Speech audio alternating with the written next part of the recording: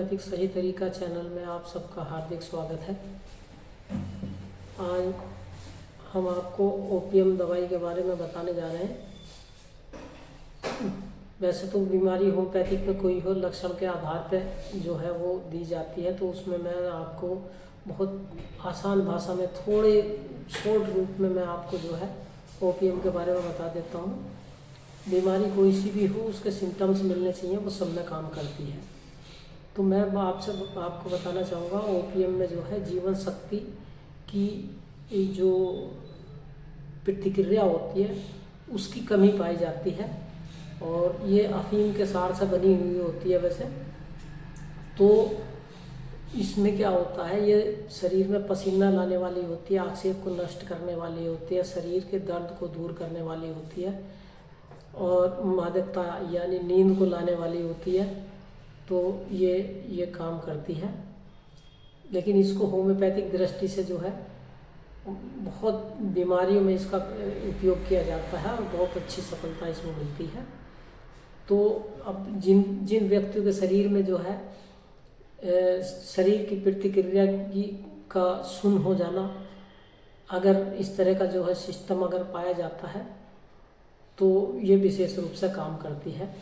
कहीं किसी को कोई कितनी परेशानी हो, मतलब जैसे आप मान लीजिए आपका बीपी भी बढ़ा हुआ है, बीपी 300-400 हो रहा है, या आपके शरीर में कहीं कोई भी परेशानी है लेकिन आप उसको महसूस नहीं कर रहे, यानी सुन्न हो जाना, उसका पता ना चलना, इसका मेन लक्षण जो है वो ओपीएम का है।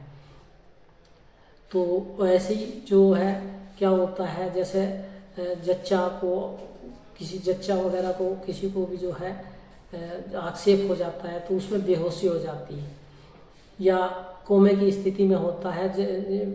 जो डिलीवरी होती है, डिलीवरी के बीच में जो है बेहोशी वगैरह सी हो जाती है और जो है कोमा की स्थिति में हो जाते हैं।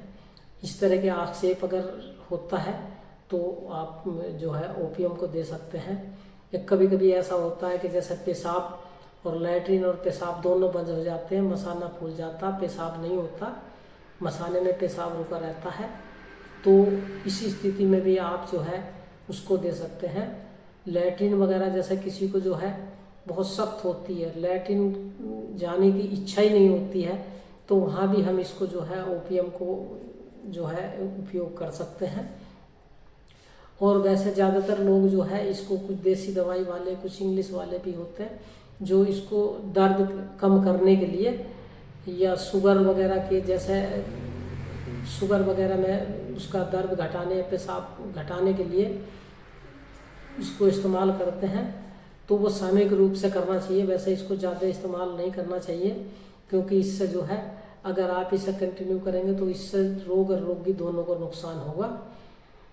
तो इसलिए इसको जहाँ जो स्नायु में या किसी भी जैसे दिमाग है या कहीं भी कोई भी अंग, जैसे हमारी आँख है, लैट्रिन कई दिन जाने की इच्छा नहीं होती है, कोई जो है किसी भी तरह की जो है वो ज़्यादा बीमारी होने पर भी अपने आप को कुछ बताता नहीं है।